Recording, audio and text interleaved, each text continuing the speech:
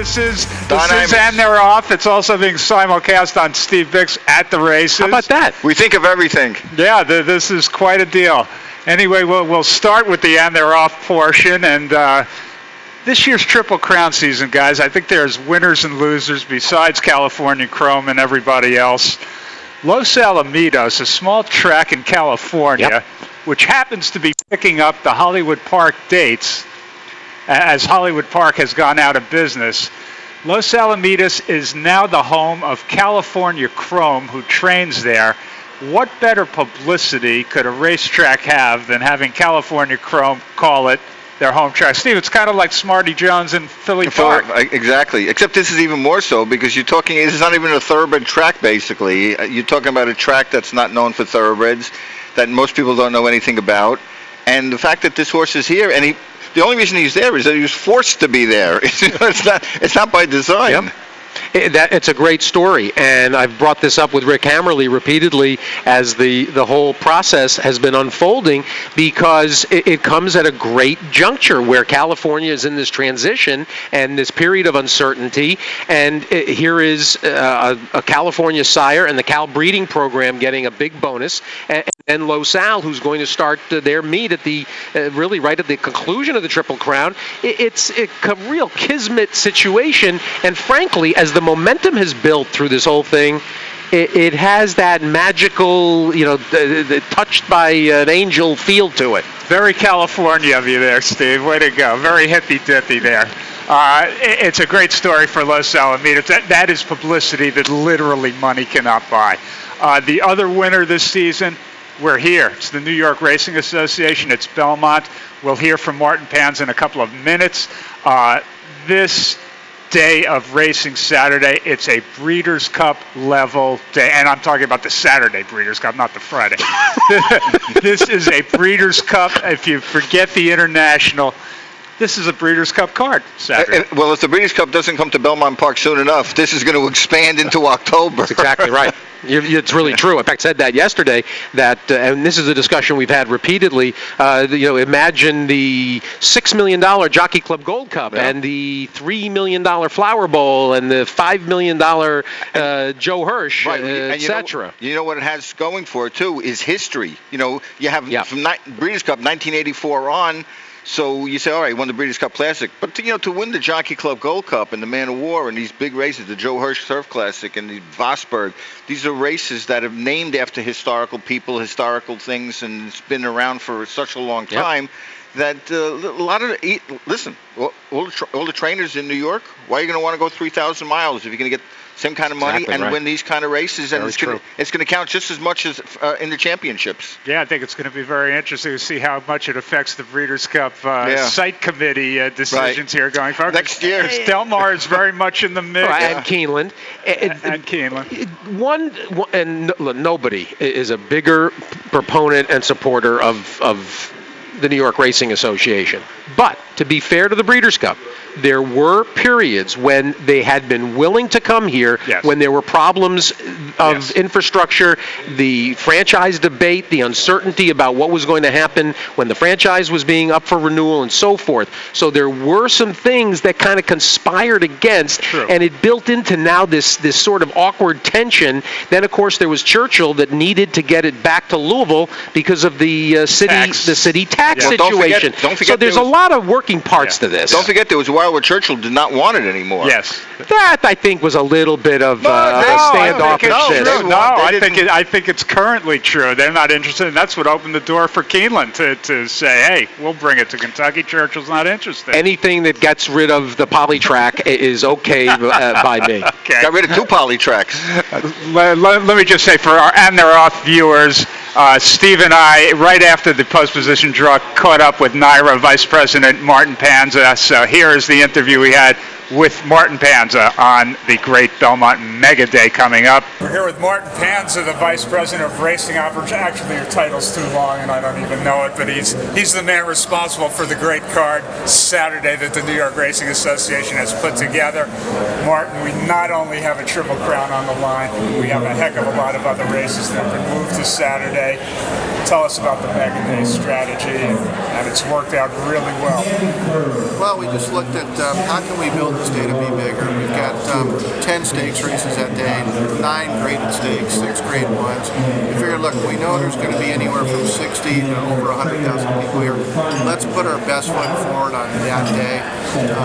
They're going to bet a lot of money, hopefully, on these races. We wanted to make it basically New York's championship day of racing, and I think that's what it's turned out to be. Steve, yeah, did you have, let's say, like a special objective to get those 3 fillies together with the ugly folks? I mean, that obviously is the major check. You got a Breeders' Cup distaff minus untappable. You're not going to get any better.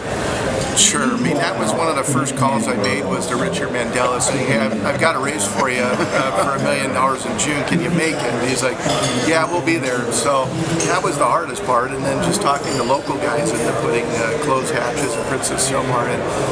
It makes sense. And you're right. I mean, last year's Breeders' Cup distaff, I think, was a 6-horse field. These 3 fillies. So, to get them back here in June in New York, I think it's a great deal. You mentioned the Breeders' Cup this Saturday. It really has a Breeders' Cup feel to it. This card is as good as a Breeders' Cup card with the addition of a Triple Crown on the line.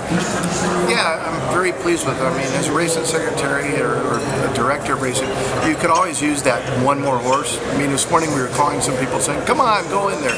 But, overall, I mean, the Met Mile, 13 horses in there. A great race. The Manhattan's a good race, 9-10 horses in there. Woody Stevens is going to be a 13-horse field. The Acorn's a 13-horse field. Just good racing. I mean, if you're a fan of racing, you got to pay attention to this day. And that's sort of what we thought. A lot of years, the Belmont Stakes, maybe a Triple Crown not on the line. I'd be guilty of sitting at, Hollywood Park in the racing house and go, hey, let me know when the Belmont's coming on. We tried to make it now where this is sort of a bucket list day that you're going to come, that if you're a fan of racing, you're going to pay attention, whether there's a Triple Crown on the line or not. This year we're really fortunate that there is a Triple Crown on the line, and it certainly makes things a little easier. But the premise behind it was just, look, let's get every fan of racing to pay attention for the whole card. Gamblers, I mean, you got to love this day. That many people, that much handle, we can bet. And that's what this is about. What is the biggest change, let's say, from Hollywood Park? I mean, obviously you thrust into something that you've never been exposed to before, and nobody in the East has ever been exposed to before. Just to come up with a card like this, I mean, the difference between Hollywood Park on a day-to-day basis and New York on a day-to-day basis. The biggest difference is weather. Every day you're like checking the weather service to am I off the turf today? I thought Aqueduct was tough enough with, is it snowing and can we use the main track? Then you get over here and it's weather, can we use the turf? And the first month of the meet, we ran into a lot of problems with the rain just coming off of the turf. And now you're using the dirt protection in those races. Now the dirt races come up, but you've used your dirt horses already to protect the turf races. So as we've gotten good weather the last 2 weeks, field size has gotten better. That's probably the major consideration. As far as building this day, I always look at it as a bad cliche, but build it and it'll come. I mean, on Friday we've got the Belmont Gold Cup, 2-mile race. We just we don't have a stake that day. We got to find something. So let's try this. We've got 12 horses running in it. Sort of a neat race. I mean, who knows who's going to want to go 2 miles? But I've always had that premise of look at what nobody else is doing and try to create events. And people want to be part of that, especially on a big day. We knew with the Triple Crown maybe on the line, that helps us get even more horses in our races. People want to be part of that day. And so that's what's happened. I mean, I'm tickled to death with this year, already thinking about, okay, what can we do for next year to make it maybe a little bit better? All right, we're not going to ask you for the pick 6, but I am going to put you on the line. What's the attendance going to be Saturday? Let's say somewhere over 100,000 people. I mean, the weather's going to be nice. And New Yorkers, I'm sort of new back here. I've been here 6-7 months now, but we got an attitude about them. This is a championship day, and they seem to respond. I mean, going to the Garden to watch some hockey games, those people go nuts. And this is a big day for New York, and people are going to come out. I mean, we're getting bombarded. We ran out of hotel rooms a long time ago, so this is a good thing. It's a good thing for the local economy, for the state of New York. We need to build more of these, and that's what we're going to work to do. Despite him being a Kings fan, we like Martin Panza. Thanks for visiting with us today. Thank you. Since we just came from the post position draw for the Belmont, guys, real quick, winners and losers based on the post position draw of the Belmont. Anything stand out here?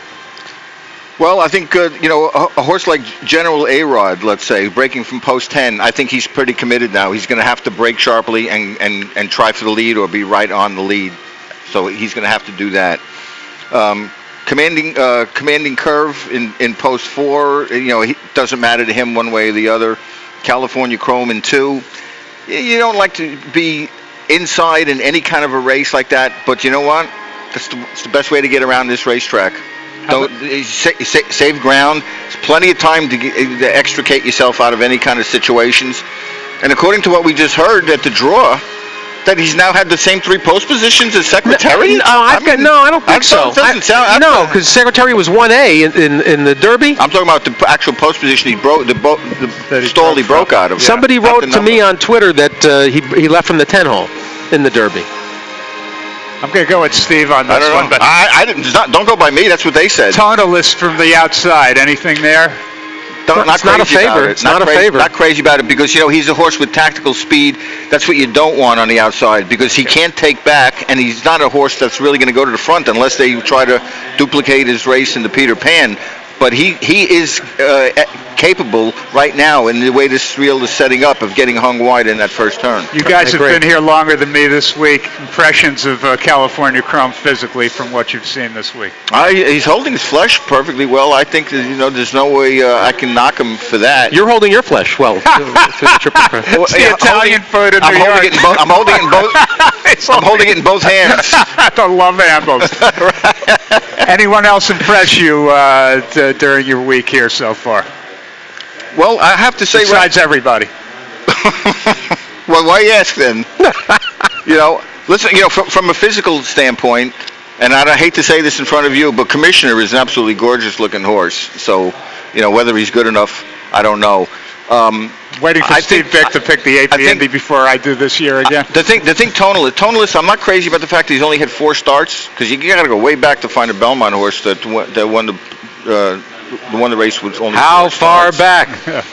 Well, the only one I could think of is Stage Door Johnny, right? I mean, I don't know if anybody's won it with only 4 starts, and I think he only had 4 starts and never even run in the state because back then the Peter Pan was an allowance race.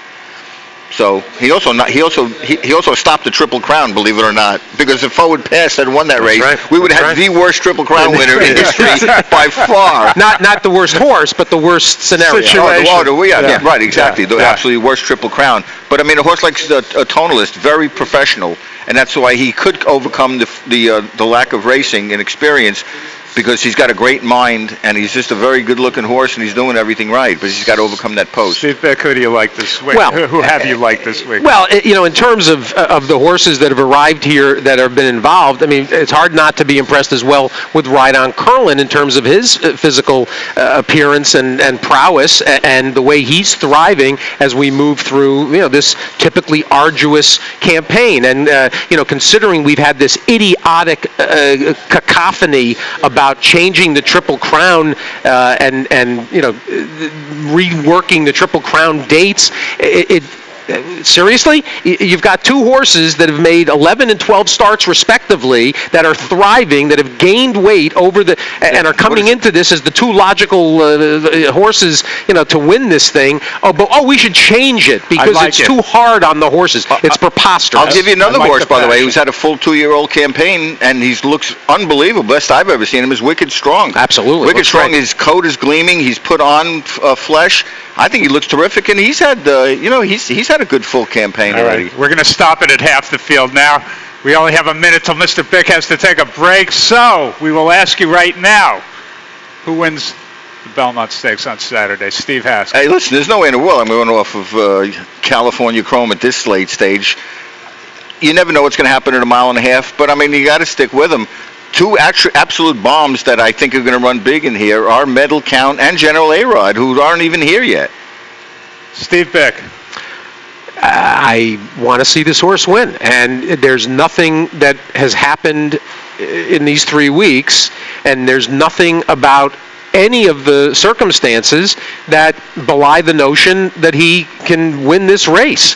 The pedigree stuff is immaterial at this point. He's proven He's got the pedigree. I don't care what people say. yeah, all of that is ridiculous. He's a horse that responds to calls for runs from a jock that has a real rapport with him. They're working in tandem. I don't see why he doesn't win. And it's funny, you're not gonna be happy. But Commissioner, in my Express Bet wagering guide selection, he's my price horse. Well, here it comes. All right. Tonalist and Commissioner is your exact, and the Belmont box it either way. That's the way it goes. Love you, Steve. Vic loves you. We love Darby Dance Farm, our sponsor. Enjoy the Belmont Stakes this Saturday and 8 other Grade 1 races or whatever the heck it is. A great day of racing. Amazing And day. don't forget that Ogden Phipps, too.